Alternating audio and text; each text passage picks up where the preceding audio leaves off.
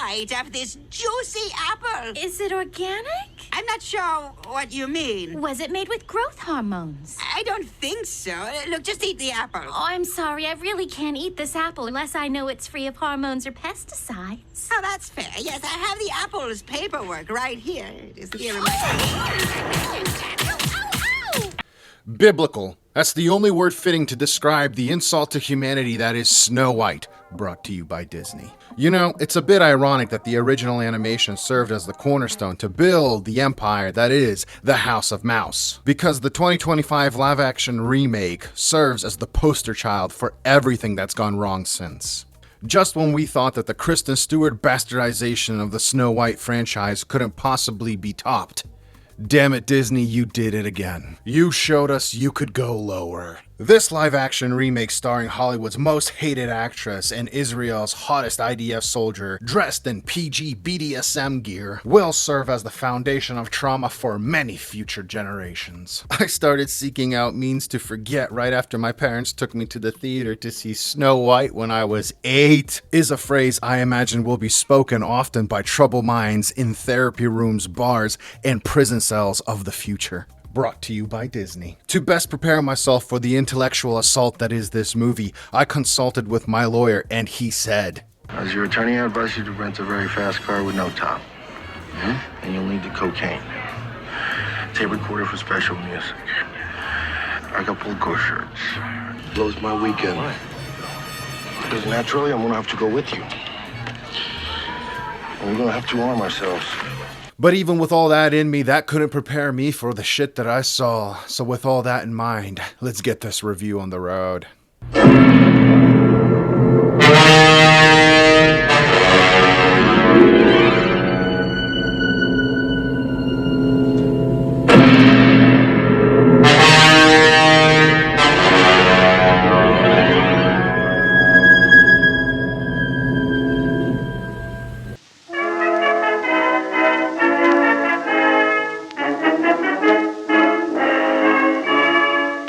In a faraway, peaceful and fairy tale kingdom, king and queen welcome their newborn daughter during a snowstorm. Inspired by this, the newfound parents decided to name their daughter Snow White.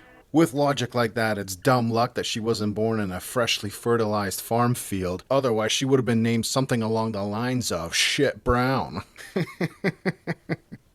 In a different universe, maybe. But as fairy tales usually have it, luck would run out. Years later, the queen falls ill and dies. The king then remarries a beautiful noble woman who warns him of an imminent threat that is brooding in the south. Not that kind of threat. The king takes heed to this warning. He gets a crew together, rides down south to investigate, but is never heard from again. After the king's disappearance, the queen's evilness begins to show. The people, burdened with taxation, hunger, all leads to the kingdom start to falter. Sorry, wrong picture. Years of taxation and hunger loom over the people, and all the evil queen cares about is validation from a talking mirror. Mirror, mirror on the wall, who's the fairest of them all? She would ask this presumably often. But one day, instead of saying the traditional slay, queen, slay, girl, you fine, damn, twerk that crown, use the finest of them all. Instead of saying all that, our reflective friend woke up and decided today he's choosing violence. Snow White is the fairest of them all, said the mirror. And the queen handled this the way any woman would when told that bitch over there is finer than you. Son of a bitch! After rearranging the castle in a calm, collected outburst of rage, the two have dinner. Snow Brown, being the mouthy bitch that she is, doesn't shut up about feeding the poor. After listening to her talk for a little bit, Queen BDSM decides she's had enough. You know, I really don't remember you being this opinionated. Hell-bent on getting rid of this little commie from her castle, the queen then hires probably the only black guy in the entire kingdom to kill her. But when it came to it, the huntsman was like, Oh, fuck me, I can't fucking do it, shit! Pussy out! Like a pouch! Frightened for her life, Snow White flees to the forest, finds a cottage, commits the crime of breaking and entering, and then claims squatter's rights as she sleeps across 7 beds. Whose house did she break into, Clasher? Well, great question, my dear friend. The house is owned by 7 CGI abominations straight from some hell. You would think a company with so much emphasis on DEI would hire actual dwarves to play these awesome roles, but because Peter Dinklage didn't like the idea of other dwarves working in Hollywood, CGI it was. Ugh. It's kind of ironic that his next big film is called The Toxic Avenger. Poetic irony. Cersei was right about you. Anyway, these 7 CGI sins go by the names of Doc, Grumpy, Bashful, Sleepy, Happy, Sneezy, and of course, Dopey. Ah, Dopey, everyone's favorite dwarf.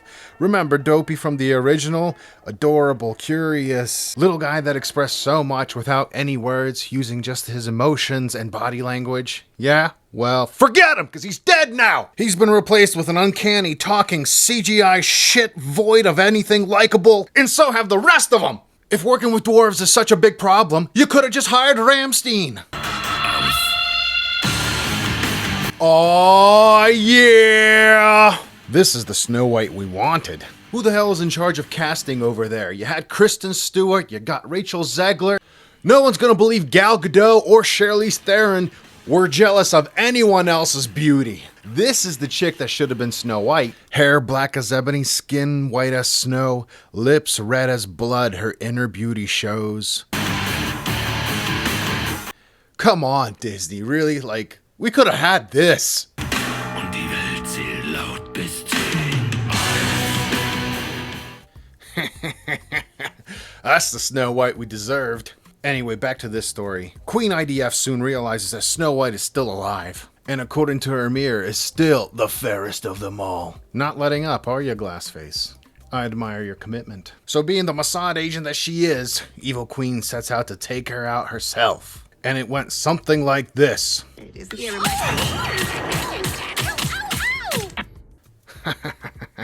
I wish.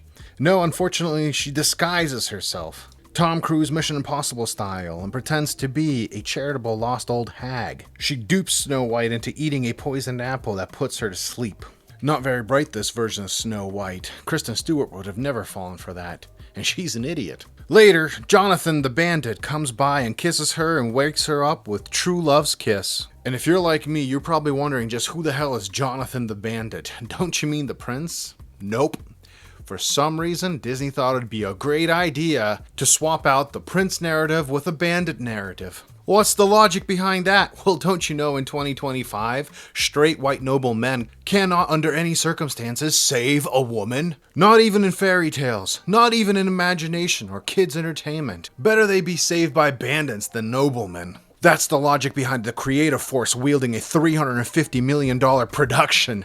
They truly are the best, aren't they? Never change, Disney, never change. Now having awakened from her slumber, Snow White, Jonathan the Bandit, his posse of colorful folks, the dwarves, and the huntsmen all head towards the castle to confront the evil queen and to take the power back. Now at this point you're probably thinking, sweet, we're gonna get some epic action. No. That would be too male. When Snow White sees the guards that are supposed to protect the castle and the queen, she says, "Oh, hey, Frank. Hey, Tyrone. What up, Jeff?" Just starts calling them by their names, and the guards just stand down. Solid writing, Disney, solid. You truly do hire the best of the best. Real scholars of wisdom over there. This is a Germanic fairy tale. If only we had known that the German people were so receptive to being called by their first name during one or two key events of the 19th century. Oh, if only we had a Disney scholar with their keen insight of the German people back then. Hello, Heinrich. Oh, Hans, mein boy Hans. Du hast Rammstein. Thank God the word retard is making a comeback, because there is no other word more fitting to describe this level of intellectual insult. Anyway, some guards still put up a fight. Snow White didn't know their name. All the while this is going on, the mirror finally spills the beans and tells Queen IDF that the reason that Snow White is the fairest of them all is because she's kind and just, all that lame shit. Rightfully, this pisses her off. Snow White enters the chamber and witnesses the queen smash the mirror, but then turns to glass herself. But then she disappears into a vortex caused by the broken mirror, which then repairs itself. And that's pretty much it. That's how it ends. I mean, they get married and stuff, but whatever. That's it. Imagine there's no heaven. Oh, where do we even begin with this blunder of DEI and poor decisions? You know, if the point of fairy tales is to tell a simple story in an artistic manner, then this isn't a fairy tale. There's nothing simple about this. It's complex stupidity layered on more and more dumb. It's the inception of stupid, the amalgamation of bad decisions, terrible vision, and a desperate fumbling attempt to hold it together. Now, I can already hear the nimwits yelling, "It's just a kid's movie. Why do you care? Why are you overthinking it so much?" And my answer is, why do you not? These stories serve as building blocks to the foundations of the next generation's imagination. We owe it to them to do this right. Long-term cultural success isn't a start-to-finish race, but rather a generational relay race, a consistent passing of the baton. These timeless stories are intergenerational works of art that connect us through the human spirit across the seas of time and change. They are not platforms for your activism or sensitivities. They are crown achievements to be passed down and appreciated. These fairy tales are introductions to life's two most important emotions, love and fear. Kids get to experience these two things in a controlled environment that is a story. They get to witness a drama unfold playing on these two emotions and then end okay, instilling in them a sense of positive resolution. And when they watch this unfold over and over and over again, it instills a confidence in them that will serve them in the future. If you think this is just mindless entertainment for children, you have a very shallow understanding of fairy tales. The cartoon was made 85 years ago, and therefore it's extremely dated. I mean, you know, the original cartoon came out in 1937, and very evidently so. There's a big focus on her love story with a guy who literally stalks her. Yeah. Weird. Super weird. So we didn't do that this time. So no prince or a different kind of prince? That's why when this clueless hack opened her trap and verbally shit all over the original, it was profoundly disrespectful and insulting.